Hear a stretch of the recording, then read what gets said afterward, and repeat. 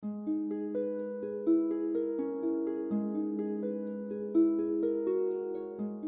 Alors comme dans les anciennes vidéos j'ai eu beaucoup de lectures manga, mais par contre j'ai eu des réceptions où je n'ai pas pu lire les tomes parce que ça s'est trop accumulé d'un coup, sauf que je voulais quand même les présenter en vidéo assez rapidement et après je vous dirai mon avis en story sur Instagram, donc n'hésitez pas à me suivre sur Instagram. Donc je vais commencer par mon gros coup de cœur du mois, vraiment coup de cœur numéro 1 de toutes mes lectures durant 2 mois. Il s'agit de Blue Flag édité par Kurokawa. Pour résumer assez brièvement le tome, ça va être un peu l'histoire d'un triangle amoureux. On va avoir 3 protagonistes, il s'agit de Teishi, Thomas et Futaba. Thomas ça va être l'ami d'enfance de Teishi à qui tout réussit. Vous savez c'est toujours cette personne très énervante qui réussit tout mieux que tout le monde et qui est en plus de ça très jolie. On va quand même suivre beaucoup plus Teishi je dirais, qui est un garçon assez banal.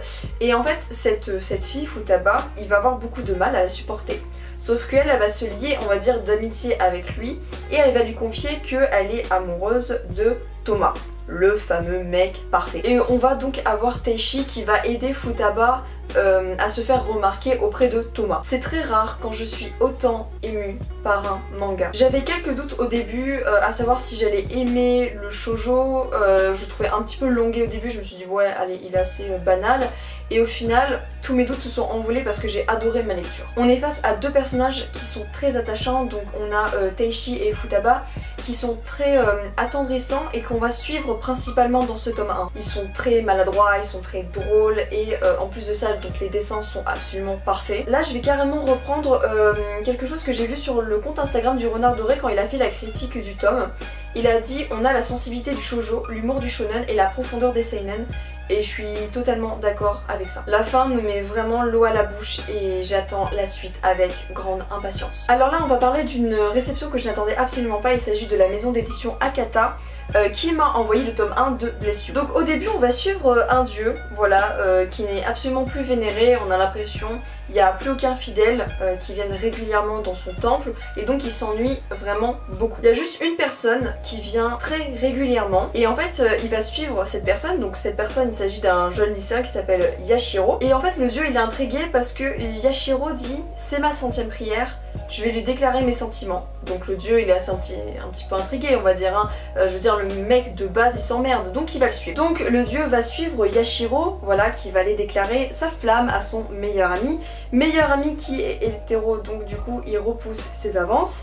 Yashiro, comme il est totalement stupide, ne regarde pas où il va et donc se fait renverser par un camion. Le dieu a tellement pitié de lui, on a l'impression qu'il va lui donner la vie, lui redonner la vie et il va lui permettre de se réincarner en une autre personne, genre qui il veut. Et Yashiro demande à être réincarné dans le corps d'une femme, d'une jolie femme aux yeux noisettes, etc. Enfin je sais plus la description exacte, mais une très jolie femme afin de séduire son meilleur ami. Je m'arrête là pour ne pas vous spoiler la suite. Mais c'est un manga très original je trouve pour aborder la thématique LGBT. Ça va être compliqué pour Yashiro parce que de base il a quand même un comportement je dirais très masculin, il a du mal à se comporter comme une fille, vous savez, avec des manières un petit peu très douces, très féminines. Lui il a quand même un franc-parler genre hey mec, meuf, bon. C'est quelque chose qu'on voit très rarement chez les personnages féminins dans les mangas. C'est déstabilisant, c'est maladroit, c'est humoristique et à la fois c'est très sérieux puisque faut pas oublier que Yashiro du coup il est mort en fait dans la tête de son meilleur ami. Son corps en tout cas il est enterré etc. Voilà.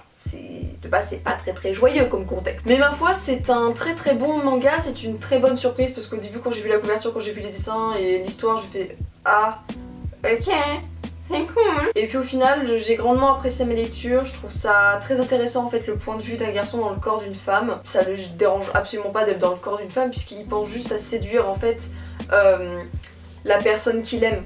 Qu'importe le genre qu'il va adopter on va dire. Pour continuer dans la thématique LGBT, je vais parler de toutes les réceptions yaoi de la part de Teifu Comics que j'ai reçues qui se sont accumulées, donc on va commencer tout de suite. Je commence par le tome 2 de Yarichin Beach Club, j'avais reçu le tome 1, je m'en rappelle l'année dernière. Voilà, c'était mes premières réceptions manga donc j'étais trop heureuse, donc c'est pour ça que ça me fait un petit peu bizarre de le présenter. Je dirais que j'ai beaucoup moins apprécié ma lecture puisque il y a beaucoup moins ce côté décalé, humoristique, what the fuck. Alors certes il y a beaucoup moins de scènes olé olé, il y a davantage de développement au niveau du personnage Yaguchi, si je prononce bien. On les suit lors d'une sortie scolaire, donc c'est plus intéressant au niveau de la personnalité des personnages, etc. Il y a beaucoup plus de développement, mais on perd beaucoup en what the fuck, en personnages décalés, en situations décalées, en situations humoristiques. Donc je me suis beaucoup moins amusée en lisant ce manga. J'espère que dans le tome 3, on va rattraper un petit peu et on va pas oublier quelle était la première intention de ce manga. Pour continuer avec les suites, j'ai reçu le dernier tome de Blue Lust, série que j'avais énormément appréciée à sa sortie. C'est un tome qui termine la série en beauté. Beaucoup d'émotions, beaucoup de peur, on ressent encore le passé très douloureux de Hayato. C'est un manga absolument fabuleux, enfin même les 3 tomes sont vraiment géniaux. En fait on se rend vraiment compte dans ce manga qu'est-ce que ça implique d'être homosexuel de nos jours. C'est pour ça que je le recommande vraiment à 100%. Ensuite j'ai eu le one shot Love Circus je crois. Donc on va suivre Kei qui est un employé modèle etc. mais qui ne va pas hésiter à tout sacrifier, à s'endetter vraiment jusqu'au cou pour la prostituée qu'il aime et qui croit endettée. Donc en fait c'est pour la sauver. Il est criblé de dettes, il est en désespoir absolu et donc il tente de se suicider. Lorsqu'il se réveille, il est dans une maison close qui s'appelle le cirque et il va devoir y travailler. On va suivre avec ce personnage 3 autres hommes qui y travaillent pour des raisons totalement différentes. Ils vont tous avoir leur propre volonté, leur propre espoir et leur propre raison d'être dans ce cirque. C'est un yaoi très profond, sans faire de jeu de mots de mauvais goût. Faut pas s'attendre à des scènes très sensuelles malgré le contexte en fait d'une maison close, puisque c'est beaucoup plus psychologique et c'est beaucoup moins physique ce manga là. Il n'y a pas de scènes choquantes qui sont montrées ou pas du tout censurées etc. Vraiment c'est... on a très peu de scènes, vraiment. Donc c'est un yaoi assez accessible je dirais. Par contre il faut pas s'attendre à une histoire d'amour hein, entre les deux personnages qui sont présents sur la couverture. Donc Kei. Parce que vous êtes déçus si vous attendez à une histoire d'amour entre ces deux personnages puisqu'il n'y en a pas réellement, je dirais, sans vous spoiler vraiment le manga puisque vous allez l'attendre. Donc si je vous dis pas qu'il y en a pas, vous allez peut-être être déçus, il y en a pas donc ne vous attendez pas à ça, prenez vraiment ce yaoi comme, je sais pas, vous allez juste suivre l'histoire de plusieurs hommes qui ont été criblés de dettes à un moment donné ou alors ils sont dans une maison close parce qu'ils aiment ça. C'est juste suivre ces personnages et ne pas forcément attendre une histoire d'amour derrière, forcément. Voilà, vous allez juste les suivre dans leur parcours. Et ils sont tous très différents leur parcours. Ensuite nous allons parler de Zodiac Love tome 1. On va donc suivre Masataka qui... est gardien je dirais du temple et il s'occupe des 12 animaux du zodiaque. Kotaro quant à lui est un jeune homme qui est possédé en fait par l'esprit du chat, donc qui s'appelle Koma. Leur sanctuaire ayant été totalement brûlé lors d'un incendie, ils cherchent un autre sanctuaire où se réfugier. C'est ainsi qu'ils font la rencontre de Masataka qui se dit prêt à les accueillir et à en prendre soin. Ce yaoi m'a beaucoup fait penser à Fruit Basket, je pense que vous connaissez tous ce manga. Surtout avec ce tome 1 qui traite beaucoup du conflit entre le rat et le chat. Il y a cet élément que je reproche énormément de yaoi. Tout le monde est gay. C'est-à-dire qu'on est vraiment dans un monde où tout le monde est homosexuel. Ce qui est totalement irréaliste. Bon, vous allez me dire, le fait que le mec soit possédé par des animaux du zodiaque, c'est pas spécialement réel. Mais enfin, ça nous met quand même une distance par rapport à ce manga. Alors oui, c'est bien pour les fantasmes, etc.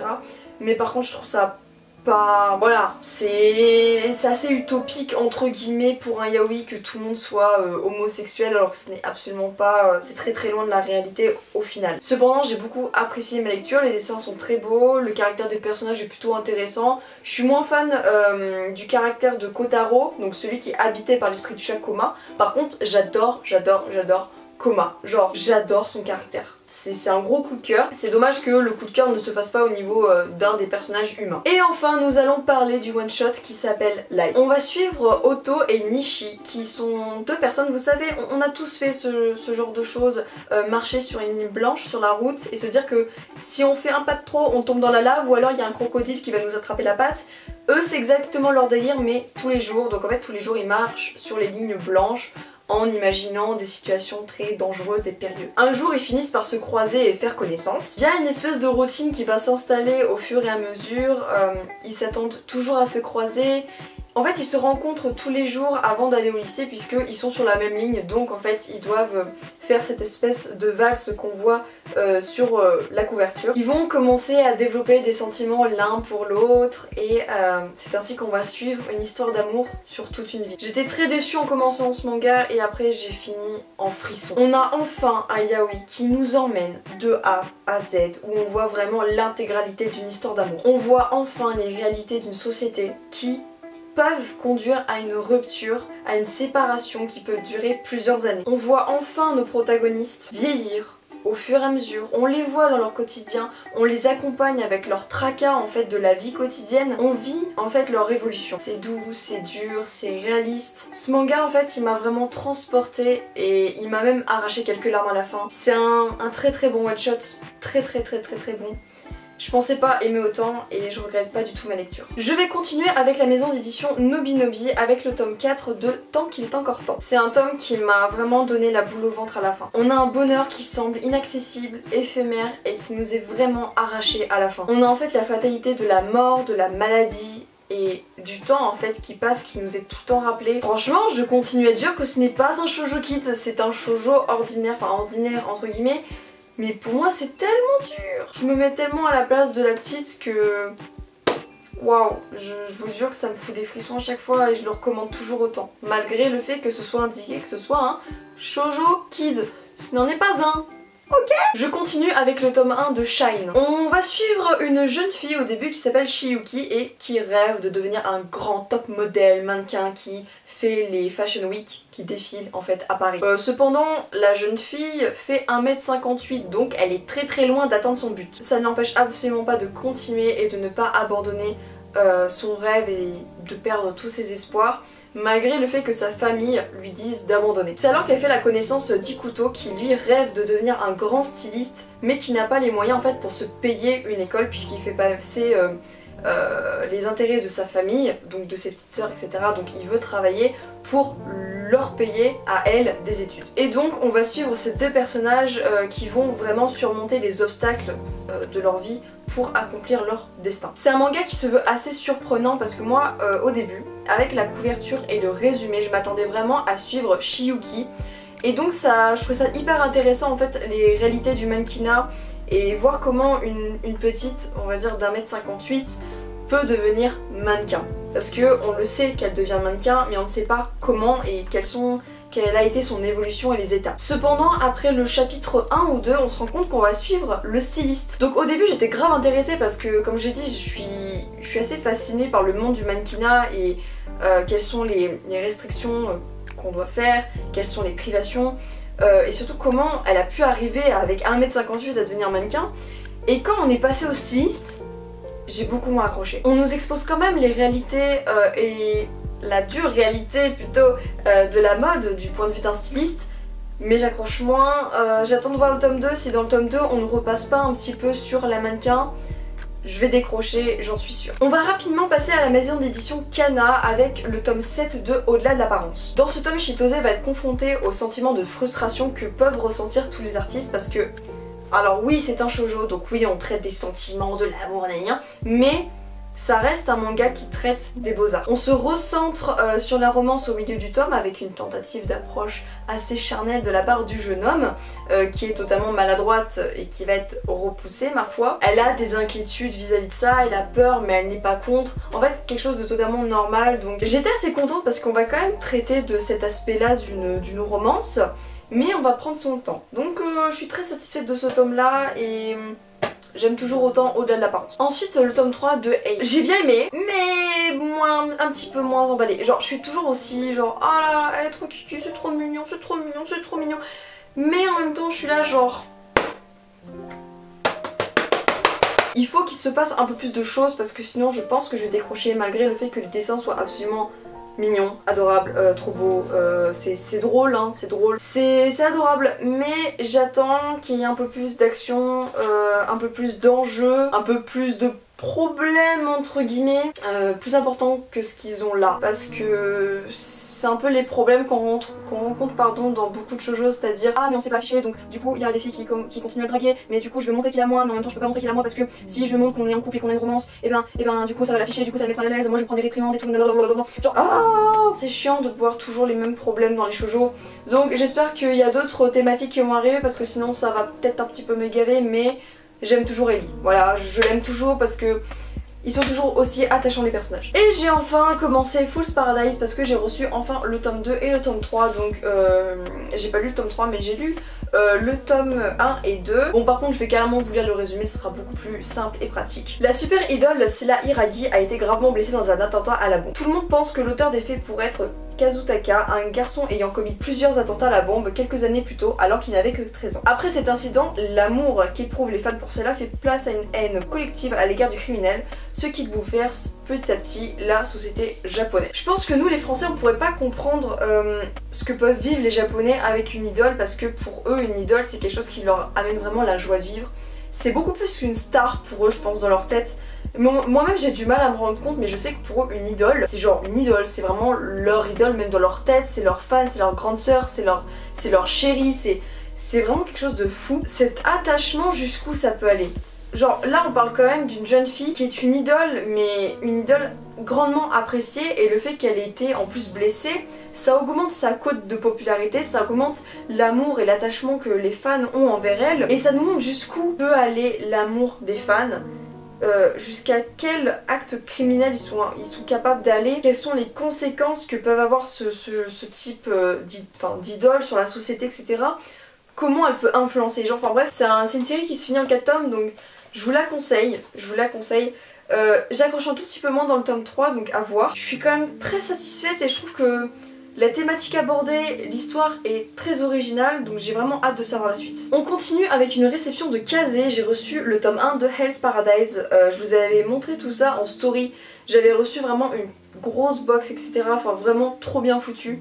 D'ailleurs je l'ai toujours regardée mais je vais pas la montrer là mais je vous incite vraiment à me suivre sur Instagram si vous voulez voir plus d'unboxing etc, enfin bref mes réceptions en général et plus d'avis manga. Là aussi je vais pas m'enquiquiner, je suis vraiment désolée, je vais vous lire le résumé parce qu'il y a tellement de noms compliqués. Japon, époque d'Edo, Gabimaru le plus puissant des shinobi croupit en prison. Malgré sa condamnation à mort, aucun bourreau ne parvient à lui ôter la vie. En effet, son initiation lui permet de résister aux plus atroces des tortures. C'est alors qu'il reçoit la visite d'une singulière exécutrice, Sajiri de la famille Yamada, Simon. J'ai toujours du mal à dire son nom de famille, je suis désolée. Celle-ci lui offre la possibilité d'être innocentée et relâchée, mais à une condition, se rendre sur l'île mystérieuse de Sukavati et en ramener l'élixir d'immortalité. Vous comprenez pourquoi j'ai lu le résumé parce que franchement les noms je n'y arrive pas toute seule. C'est un scénario plutôt inattendu. J'ai aussi été très étonnée de découvrir la personnalité des protagonistes, à la fois totalement différente et à la fois totalement similaire. C'est-à-dire qu'ils ont ce même ressenti vis-à-vis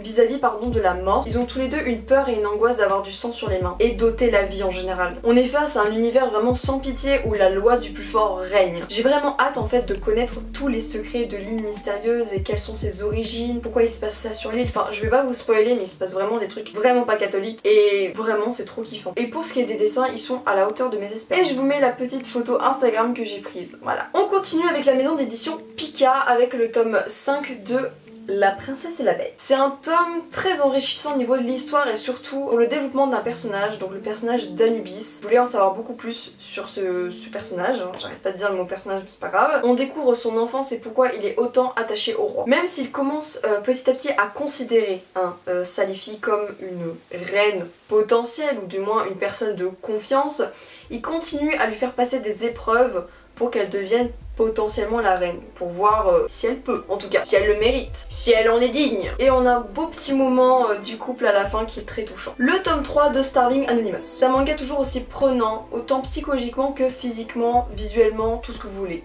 Âme sensible s'abstenir. L'histoire en fait elle devient de plus en plus angoissante et oppressante. Par contre ce que j'ai trouvé assez perturbant c'est qu'on avance vraiment au niveau de l'histoire, au niveau du scénario, mais qu'on n'entre jamais réellement dans la tête d'un personnage. Vous savez c'est pas du tout omniscient, on connaît jamais les pensées d'un personnage. Donc c'est comme si on était vraiment spectateur, c'est tout. Et là je me suis vraiment rendu compte que c'était une vraie force dans ce tome, c'est vraiment les dessins, la qualité du dessin, les détails et même au niveau des perspectives. Le tome 3 de Eden Zero. Alors Eden Zero, si vous aimez Fairy Tail, vous allez aimer Eden Zero. Si vous ne voulez plus voir de Fairy Tail, vous allez détester Eden Zero. Parce que réellement, je continue parce que moi j'adore Fairy Tail de base. Je sais que c'est un scénario assez classique, assez redondant, mais j'aime Fairy Tail pour son esprit, pour son ambiance. Donc j'aime forcément Eden Zero. Si vous voulez pas revoir à peu près les mêmes personnages, les mêmes personnalités et l'ambiance en fait de Fairy Tail, n'allez pas vers Eden Zero. Si vous aimez Eden Zero, enfin Fairy Tail, vous allez aimer, voilà, je le dirai jamais assez. C'est assez perturbant par contre de voir des personnages. Il y a un personnage, il y a une grosse poitrine, etc. Mais pour moi c'est Wendy, en plus vieille, en plus badass. Mais c'est vraiment elle quoi. Donc c'est assez perturbant parce que pour moi c'est d'autres personnages avec d'autres personnalités. C'est pour ça que j'ai un peu de mal et à la fois j'adore. Voilà. C'est assez contradictoire. Nous avons ensuite un one shot, alors il me semble que c'est un spin-off d'une autre série, j'en suis sûre, même je ne sais plus comment elle s'appelle. C'est soit Love Mission, soit Mission Impossible. Donc dites-moi parce que je ne sais plus. Alors je vais pas lire les résumés parce que c'est chiant. Enfin, je suis désolée pour ceux qui aiment ça, mais pour moi, il avait aucun intérêt. Autant au niveau du scénario, et autant parce que j'avais même pas lu la série qui va avec. Donc en fait, pour moi, un spin-off, ça peut être bien, mais pas là. J'ai même pas réussi à lire la fin tellement je m'ennuyais, tellement c'était hyper fanservice en fait. Je sais pas, j'espère franchement que la série principale n'est pas comme ça, mais moi en tout cas, ce tome, il m'a pas du tout convaincu, donc je sais que ça ne va pas rester dans ma bibliothèque, parce que j'ai pas du tout aimé et que je le recommande pas du tout. Je veux dire, je reconseille non. Je le recommande pas du tout. Ensuite, j'ai reçu le tome 1 de Our Little Secrets. On va suivre Mayo, qui est une élève très discrète, une petite lycéenne qui a du mal, vraiment beaucoup de mal à communiquer avec les autres. Mais elle commence un petit boulot étrange grâce à sa tante en fait qui est la propriétaire d'une boutique je dirais, et il s'agit en fait de la maison de l'écoute. Donc en fait son travail ça consiste à écouter les gens en silence. Et son premier client n'est autre que le garçon absolument parfait et beau qui est Aoba et qui semble n'avoir aucun souci en fait. Enfin elle dit mais pourquoi il vient à la maison d'écoute? Et ainsi commence une relation assez particulière entre deux personnages que tout oppose parce qu'on est face à un garçon très populaire qui communique énormément avec les autres, qui est très expressif je dirais, avec une petite qui est toute discrète, toute timide et qui communique jamais avec les autres gens, genre elle a pas de vie sociale. Donc ce manga il est à la fois niais et prometteur. À force en fait de lire des mangas j'ai beaucoup plus d'attentes vis-à-vis des shoujo. Celui-ci il a quand même réussi à me tenir en haleine, j'ai quand même envie de découvrir tous les petits secrets du jeune homme. Mais il manque ce côté profond et touchant que j'adore dans les shoujo. Ensuite nous avons le tome 1 de Romeo vs Juliette. Alors nous sommes dans une académie, l'académie d'Alia, où nous avons deux populations de nations ennemies qui doivent se fréquenter. Nous avons Romeo qui est chef du dortoir de Tuwa, qui est amoureux de Juliette Persia, et donc tout commence quand il lui avoue ses sentiments et qu'ils commencent à sortir ensemble, sauf qu'ils ne peuvent pas, comment dire, montrer leurs sentiments publiquement, puisque sinon tout le monde va les détester, puisqu'ils sont quand même chefs de deux nations ennemies au sein de l'académie.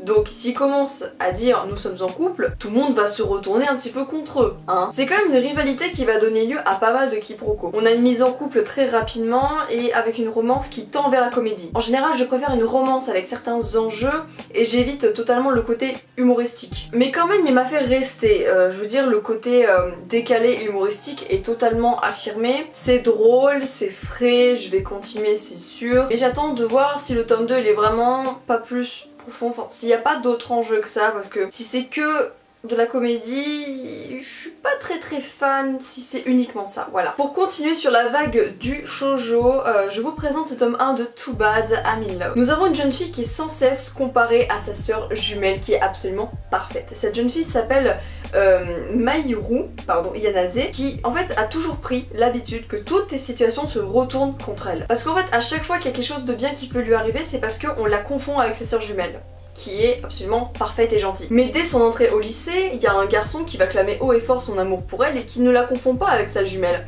Il s'agit de Satomi qui est un mystérieux beau jeune homme. Voilà. Donc c'est comme ça qu'on commence ce tome 1. C'est un manga prometteur qui est en 5 tomes mais avec des points à améliorer. Maïru, c'est un personnage attachant et ça m'a vraiment attristé en fait sa situation d'être toujours comparée parce que c'est un sentiment que je connais. Donc du coup je me suis quand même visualisée à travers elle. Elle ne s'autorise pas à être heureuse. Alors si au début ce point il a été abordé avec humour, on voit bien que ça lui pèse énormément. On voit bien qu'il y a vraiment un énorme malaise avec cette constante comparaison avec sa sœur jumelle. Et donc je trouve ça intéressant parce qu'on aborde quelque chose qui est très fréquent entre frères et sœurs. Cependant, cet aspect je ne m'autorise pas à être heureuse, à accepter la vie, nanana, si ça passe dans le tome 1, ça ne passera pas dans le tome 2. Donc j'espère qu'ils vont développer cet aspect de manière profonde, de manière vraiment intéressante et pas juste que ce soit un prétexte pour arriver à une romance. Donc en fait, ça peut être une bonne romance, je dis pas, si ce sentiment de comparaison il est vraiment développé, parce que je vois bien quand même que ça la turlupine d'être toujours comparée à sa soeur et tout, mais il faut vraiment que ce soit bien développé, bien amené. Sinon si c'est juste un prétexte à romance, pour moi c'est pas la peine. Ça sera une romance bof. Pour l'instant c'est plutôt bien, je dis pas.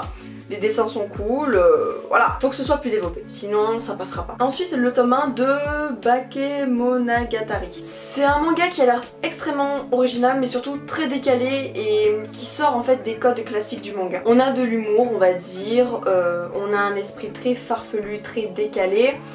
Et à la fois, on aborde des thématiques très douloureuses et très difficiles à amener en fait quand on prend ce ton de comédie. Si au début du manga j'étais pas non plus, j'étais pas fan, hein, clairement j'étais pas fan du tout puisque j'avais du mal avec ce côté très décalé, mais vraiment pas comédie en mode genre humour bien gras, non c'est vraiment juste décalé, un peu what the fuck. J'ai beaucoup plus apprécié la fin puisqu'il y a un côté sérieux qui ressort et c'est ça que j'aime dans les mangas. Voilà, j'attends le tome 2 mais je suis pas sûre à 100% de continuer honnêtement parce que ça dépend totalement du tome 2. Voilà. Ensuite on va passer aux réceptions. Voilà, que je n'ai pas pu lire, donc je vous les présente quand même en vidéo pour faire une présentation vidéo parce que je veux quand même leur donner de la visibilité au cas où ce soit de bons mangas ou au cas où vous soyez intéressés. On commence par le tome 1 que Akata m'a envoyé de Duelist Night of Flower, que j'avais pas demandé donc je sais pas du tout de quoi ça parle. Les dessins sont pas mal, un peu trop pointus je dirais, vous savez quand les visages sont très menton vraiment pointu, efféminé as fuck, le nez très pointu aussi. Ça je suis pas très fan de ce style de dessin mais bon ça peut passer. Ensuite j'ai reçu le tome 3 de Carsiphona très récemment. Là, là par contre au niveau des dessins ça envoie réellement du lourd, on voit que l'auteur s'est largement amélioré. Ensuite au niveau de Doki Doki j'ai reçu le tome 2 de Mushoku Tensei, le tome 1 de 50 nuances de gras. Alors de base je l'avais pas demandé parce que pour moi elle est tellement pas grosse la fille sur l'image, enfin elle est rondouillette mais pour moi c'est pas grosse donc du coup je sais pas, ça se trouve c'est très bien, c'est très drôle mais je vous jure j'ai eu du mal au début avec le titre du manga, voilà. Et j'ai reçu aussi le tome 2 de Félin pour l'autre. J'ai reçu également de la part de Doki Doki le tome 4 de Talentless, le tome 5 de Battle Game, le tome 1 de Shimaru Kao, voilà, et le tome 3 de Classroom for Heroes, et j'ai toujours pas lu le tome 1 et le tome 2, faut vraiment que je m'y mette. Ensuite j'ai reçu de la part de Ototo le tome 5 de Made in Abyss que je vais m'empresser de lire. De la part de Kazé, j'ai reçu le tome 1 et 2 de We Neverland que j'ai vu partout sur les réseaux sociaux. Et enfin j'ai reçu le tome 1 de Fairy Tail, voilà, la quête de 100 ans. J'ai peur après de comparer avec Eden Zero, c'est un truc de ouf. Ah ouais, j'ai jamais lu les Fairy Tail donc je pouvais pas faire vraiment de comparaison de manga. Là je viens d'ouvrir, c'est exactement comme Eden Zero. Je suis vraiment désolée du coup pour ceci derrière moi, c'est que vraiment j'avais trop la flemme de filmer avec les éclairages et tout, je voulais vraiment me poser en mode chill et tout comme avant et plus profiter de ce moment où je filme. J'espère que j'aurai fait le tour de tous ces mangas, que vous aurez eu assez d'informations. Si vous avez des questions sur des mangas, n'hésitez pas à me les poser et me dire si vous avez lu un manga parmi tout ça. Qu'est-ce que vous en avez pensé? Par exemple, est-ce que ça vous aimez? Est-ce que Love Mission vous aimez et pourquoi? Dites-moi pourquoi, parce que j'arrive pas à comprendre en fait ce qui peut être cool dans ce manga. C'est vraiment pas une critique méchante, c'est vraiment j'ai du mal à comprendre parce que je trouve que les personnages sont pas intéressants, mais bon. Donc voilà, n'hésitez pas à me dire tout ça en commentaire, à me suivre sur les réseaux sociaux, notamment, surtout en fait Instagram, parce que c'est là où je suis tout le temps active dessus. Et moi je vous dis à la prochaine pour une nouvelle vidéo. Bye!